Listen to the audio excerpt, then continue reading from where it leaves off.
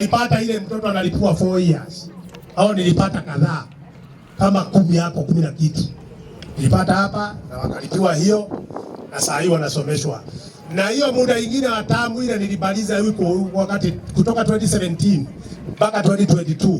Nilipeleka sponsors kama watoto 35. Wote walienda sponsors huko. Sponsorship huko. Hiyo mnasikia. Na nikaandikisha watu kwa ECD. Mjue napenda masomo. Nikaandikisha walimu kwa ECD walimu 6. Hii ECD tumejenga na huyu madamu wangu. Madamu wangu wa ECD yako wapi? Huyu madamu amefanya kitu mzuri sana. Na mimi mjue mimi ni mofaya. Huyu madamu alitolewa hapa. Nikamwambia usistuke. Sababu niliona kazi yako mzuri. Nilirudisha bio. Ndio hapa. Alikuwa ametolewa. Nikamwambia wewe usijali. Hata kama mtolewa kimakosa usijali, vumilia. Wacha mofaya achaguliwe. Tulikuwa tunafanya kampeni. Nikamwambia wewe ngojea nishaguliwe utarudi bio.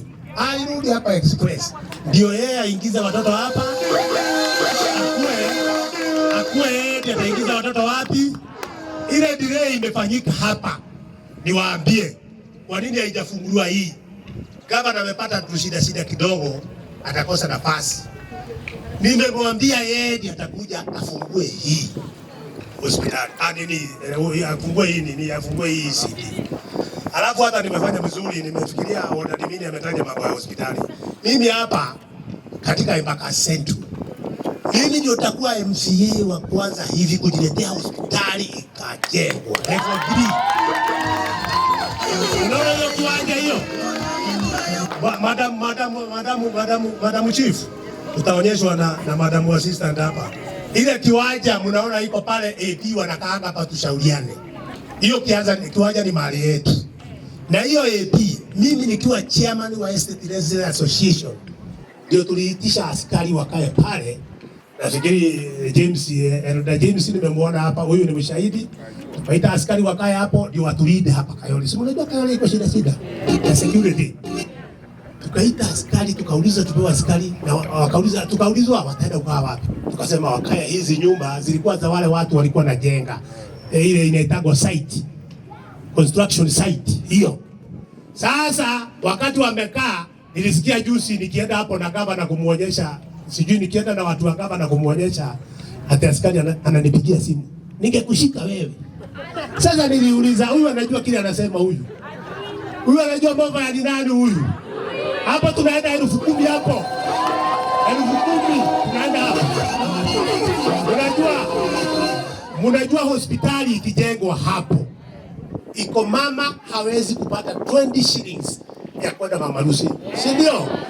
Na hapa ataenda mguu. Si atapona?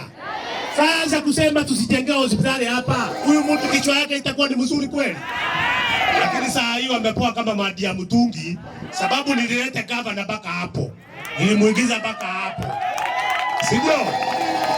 Kwa hivyo mimi uhusiano yangu mzuri na gavana ndio imetuma hiyo rami iwekwe, ndio imetuma mambo mingi. Hata juzi nilimleta PCA. Simulisikia? Kanisa huko akafanya kitu ya maana sana.